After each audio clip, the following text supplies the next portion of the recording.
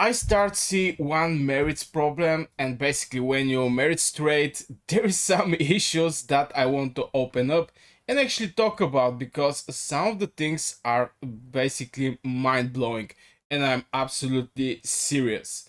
Now, normally when there is no war, people are going to do some merits trading just to get these juicy merits for their hospital and actually get from the shop some very nice cool things that you can get.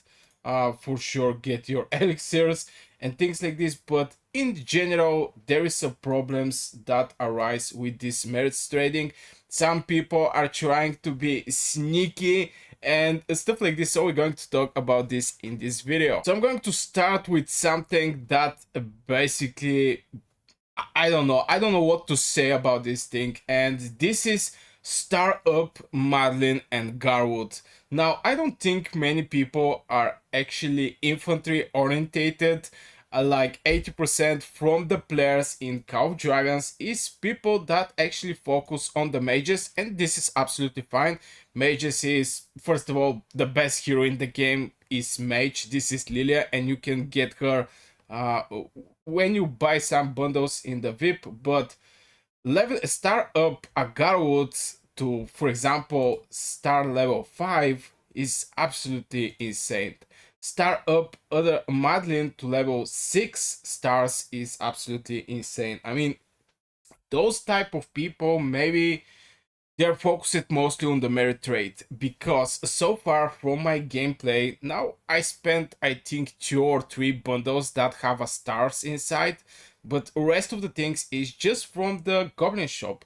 If you go from the goblin shop, in the goblin shop, from time to time you're going to be presented with these medals that cost like 400,000 gold or wood or whatever, and like this you can get some medals to actually level up your heroes. Okay, let's level up this one. Lance help. So my point here is it's absolutely hard to go for star level 5.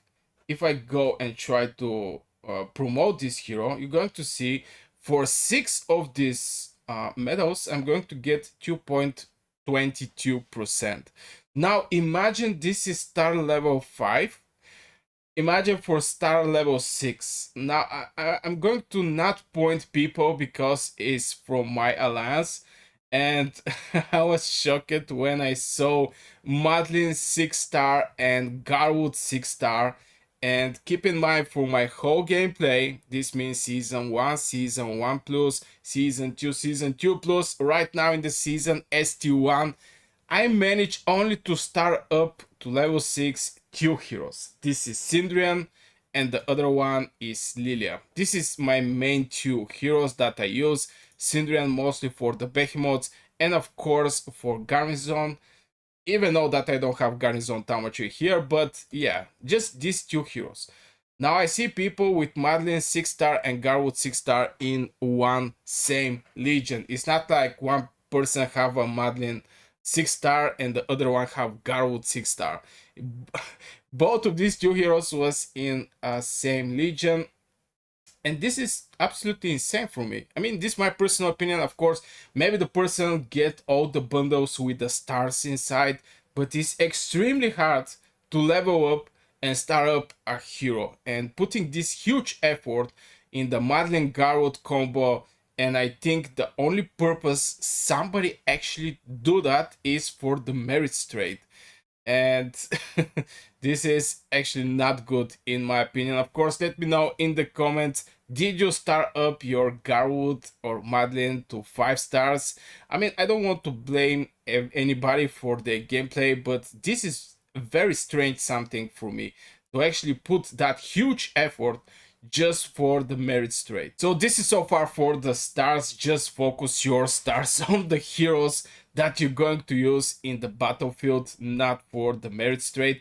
Of course, you can go for Eliana. You can start up this hero. It's absolutely fine to go for 5 stars. Since there is no other epic hero, maybe we can go for Waldir, also 5 star.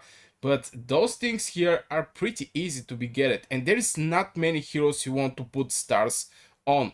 Maybe Eliana and Waldir is going to be a good pick if you want to go for a Theos, if you have flying mages. But yeah, in general, it's only Eliana and Waldir.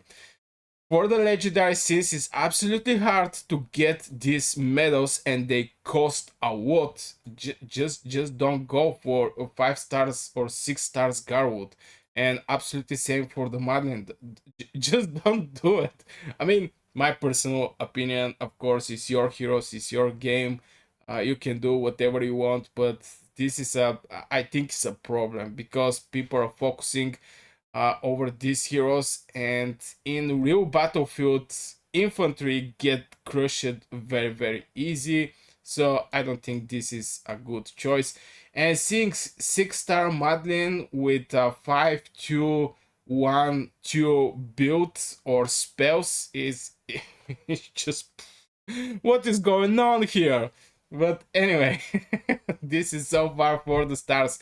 The other topic I want to open is maybe unfair trades. Right now we're going to see we're 5 season in this game, and there is a lot of people that actually start opening tier 5, and this is absolutely fine. I mean, we're 5 season in this game, and even mid spenders start open their tier 5. Low spenders like me are going to open tier 5 very soon.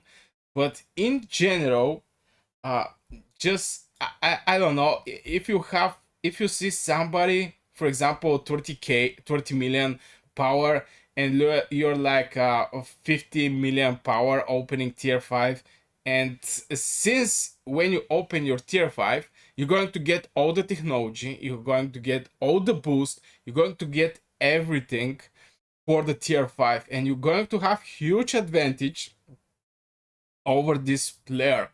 And most of the times people that are actually spending and getting bundles and stuff like this are going to get VIP 15 very easy. Even I, as a wall spender, get a VIP 15, but I have separate video that you can watch after this how I actually did it. But VIP 15 is huge boost over the HP of the Legion, Legion defense, Legion attack. Also, all this tier 5 technology that everybody is having. Now, I was not focused over the infantry, but here was like 3-1, something like this.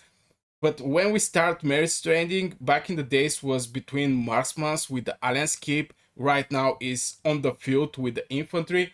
I actually start leveling up this technology because I get zero advantage in cases like this.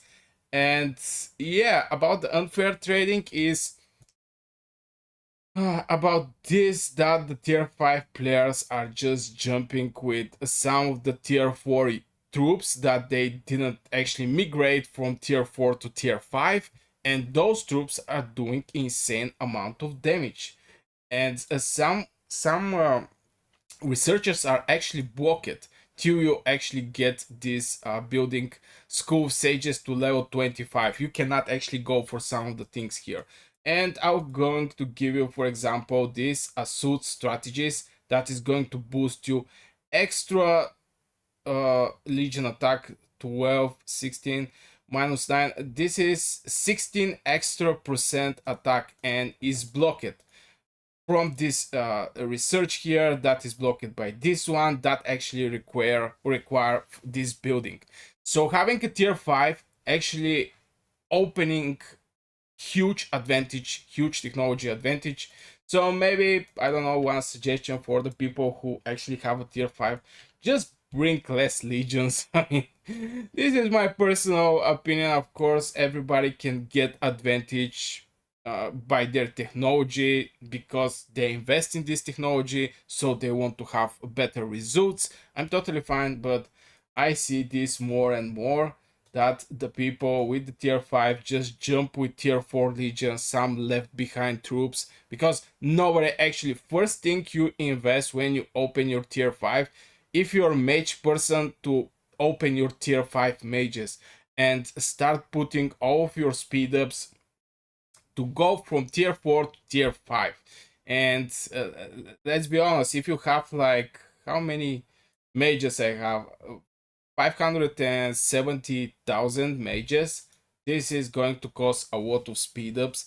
So you can at least you can left your infantry to be the last thing you're going to migrate from tier 4 to tier 5, and you can go and do a merit straight and break the bones of the people here. So yeah, maybe this is a point I want to mention, that the tier 5 players just jump with tier 4, and when you look, the report is a tier 4, so there is no problem there. I mean, tier 4 against tier 4, but the tech behind, I mean, I'm not complaining, but maybe there should be a rules about this or something like this in general. This video is most like just to give some hints about the alliance leaders and all these people who organize this merits trading, to bring some rules and actually give some chance for the low powered people to actually get some merits. And of course, this is not only for the tier 5 technology, full tier 5 player to go and actually attack a tier 4 who have like 26 million power, but also awakening heroes. Some of awakenings is absolutely insane, and all the boosts that this awakened hero can actually bring to the table is huge. So yeah, maybe this is one of the points I want to talk about, the merits and the problem I see. And I see people complaining about this is absolutely fine, but back in the days the complaining was huge, since yeah, you sent your troops to in the merits trading zone, and you're sent at home with 5 times difference from the enemy. You get 1000 merits, he get 5000 merits, and this is something that is not so cool. So yeah, I just wanted to mention that. And finally, but not the least, the problem I see is this thing with the merits targets. Now, some of the big alliances, and I think this is reasonable to be honest, but some of the big alliances going to put some minimum merits, for example, for the week, for the next 2 weeks before gate 1 open or stuff like this. I mean, they're looking people to get some merits and actually use these merits to get elixirs, since when the fight starts, the advantage you're going to have with your elixirs in your inventory is going to be huge.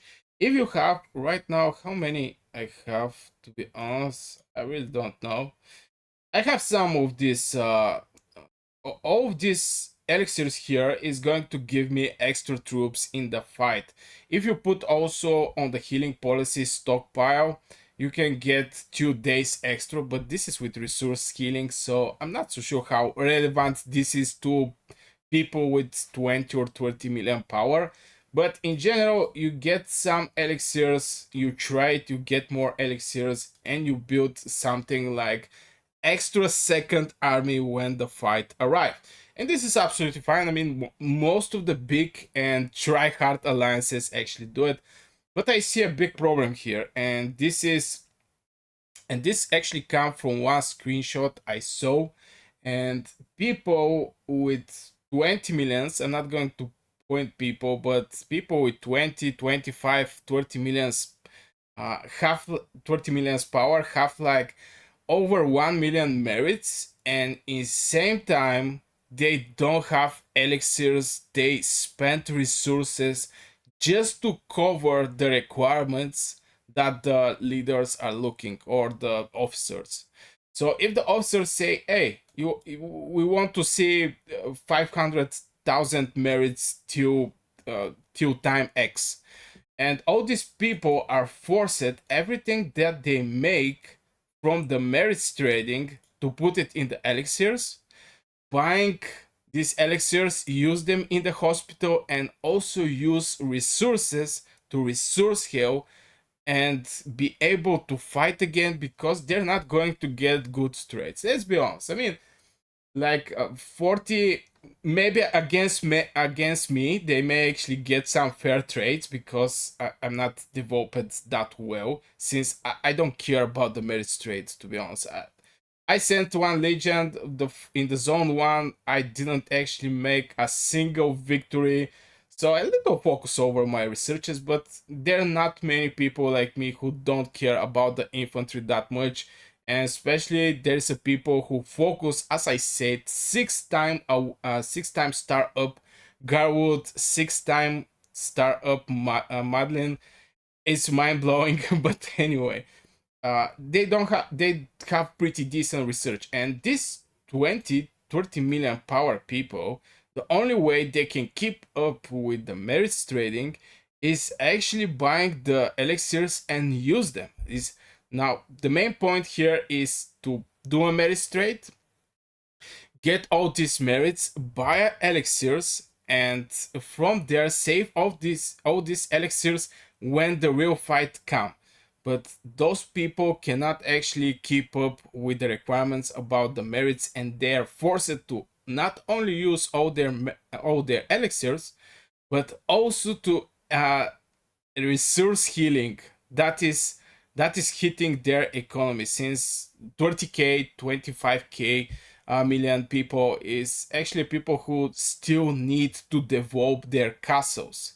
I think maybe if you hit like maybe 40 million 45 million, you can easily start spending resources, but there's still people who are not at this point, and they're spending their resources and their elixirs just to cover the requirements. And when the real fights happen and when the war starts, they're going to be with full hospital from the merits trading, no elixirs and no resources. But they're going to hit the target that the rank 4 or rank 5 or the alliance guru decide to be. So this is little strange, also requirements from the alliances that I'm not so sure I can actually agree on this. If you have some troops to spend, it's absolutely fine, but if you're like 20k or 25 or even 30k, it's going to be very difficult for you to actually hit these targets. Right now I'm 41k, 41 million, but it's mostly building. Just to mention that it's mostly building power, this. And yeah, right now I'm on 353,000 merits, and before couple hours I just finished healing my first merits trading in the zone 1. So for 41 million power, dude, again, it's mostly building power. Not that much researches. And yeah, my researches of the infantry I show you is very bad. It's not so good. But imagine for maybe this guy, 26 million power, 774. And yeah, it's going to be hard for this guy to actually get some merits, because here is no skills. There is no skills. If you don't find a partner that is going to be close to your millions or your power or your researches, it's going to be absolutely very hard for you to actually get some merits, and you're going to be forced to spend your elixirs and resources just to cover the target. And the main thing that leaders are looking is actually to have people with elixirs in the war, but in the same time they're going to receive people with no elixirs, full hospital, and no resources for the war. I mean, this is my personal opinion over the whole this target merits. And again, we have it. I think every big alliance have this minimum. This minimum I saw in the BXS before 2 seasons, when we actually faced them, and I see this even in the season 1 when we was, I think in the season 1 we was not having merits. I don't remember, but yeah, I see this from the long time. It's not something new that the people are doing, but in general, yeah, it hurt the whole power that is trying to keep up with the fights and to cover this merits requirement, because they're going to get kicked. And yeah, You don't want to get kicked from a very strong alliance. Is not a cool thing, and especially in these seasons when there is the same people in the alliances. There's not these big changes. For example, 10 people want to switch from this alliance to other alliance and stuff like this. It's just mostly hard in general to get in the alliance at this point. So yeah, this my two words about the merits problem we have in the Call of Dragons. Of course, merits trading is absolutely fine. You're going to get some free stuffs from here. Don't forget from time to time just to point at your enemy because your war frenzy is going to finish. And also look at these numbers, bro. This is like 1000 merits per hour. But anyway, I hope you guys enjoyed this video. If you want to check my best legion, main and second legion in Cow Dragons in the season ST1, I'm going to put one video here, so I hope you enjoy it. And yeah, go watch it.